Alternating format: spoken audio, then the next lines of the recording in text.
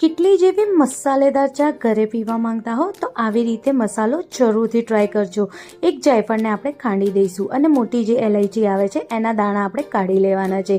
1 ચમચી જેટલું આપણે આમાં વરિયાળી લેવાની છે, 1 ચમચી જેટલું કાળા મરી, 1 ચમચી જેટલું લવિંગ અને 3 ચમચી જેટલા આપણે આમાં લીલી એલાયચી લેવાની છે। હવે બધા મસાલાને આપણે શેકી લેવાનું છે, એ બી ડ્રાય રોસ્ટ કરવાનું છે।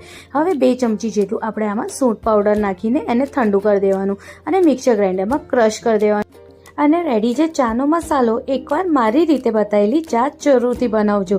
1 કપ ચા બનાવવા માટે આપણે 1/4 કપ જેટલું પાણી લેવાનું છે, એમાં થોડી ચા પત્તી અને થોડી ખાંડ નાખીને એને સરસ ઉકાળી લેવાનું। હવે 1/4 કપ જેટલું આપણે એમાં દૂધ એડ કરવાનું।